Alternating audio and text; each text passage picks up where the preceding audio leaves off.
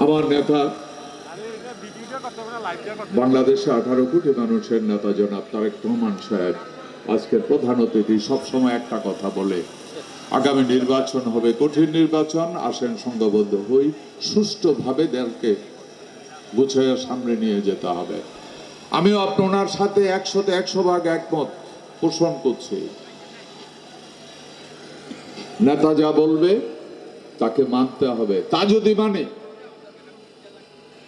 তাহলে আজকে মহানগরের কমিটির প্রত্যেকটা স্তরের ওয়ার্ড পর্যায়ে মেম্বার থেকে শুরু করে সমর্থক পর্যন্ত প্রতিটি লোকের প্রথম এবং প্রধান কাজ হবে, যেইভাবে আপনার ওয়ার্ডকে সুসংগঠিত করেছিলেন, যেইভাবে মহানগরকে সুসংগঠিত করেছিলেন, এইভাবে মহানগরের প্রতিটি ভোটারের কাছে গিয়ে বিএনপির আদর্শ উদ্দেশ্য তুলে ধরে মহানগরের প্রতিটি ভোটারকে সুসংগঠিত করুন, জনগণের পক্ষে, বিএনপির পক্ষে, ধানের ছড়ার পক্ষে।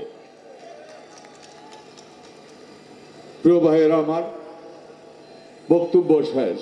আসেন, অনেক বিপ্লব হয়েছে গত 16টি বছর ধরে, অনেক ত্যাগের বিনিময়ে, অনেক যুদ্ধের বিনিময়ে, অনেক প্রাণের বিনিময়ে, অনেক গভীর বিনিময়ে, অনেক মামলা হামলার বিনিময়ে আজকে নতুন করে যেই দেশের পরিস্থিতির সৃষ্টি হয়েছে, এটাকে যদি ধরে রাখতে হয়, এটাকে যদি আরো সুন্দর করে সামনে এগিয়ে নিয়ে যেতে হয়, 31 দফাকে যদি বাস্তবায়িত করতে হয়, তাহলে জনগণকে আমাদের সাথে সমৃদ্ধ করতে হবে, আরো অনেক কঠিন কাজ করতে হবে। আমরা নিজেরা সংগঠিত হয়েছি, এখন জনগণকে সংগঠিত করার জন্য মাঠে যেতে হবে, বাড়িতে যেতে হবে, একজন একজন করে দায়িত্ব নিয়ে সংগঠনের বা দলের পক্ষে নিয়ে আসতে হবে।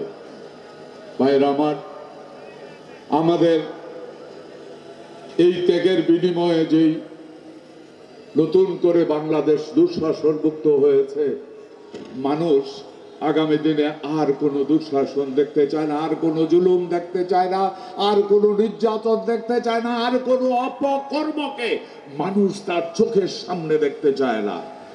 আসেন, নিজে অন্যায় না করি, অন্যকে অন্যায় করতে বাধা দেব, এই প্রতিজ্ঞা করি। নিজে সৎ হই, অন্যকে সৎ হতে উৎসাহিত করি। এই হোক আমাদের আজকের আহ্বান। এই আহ্বান রেখে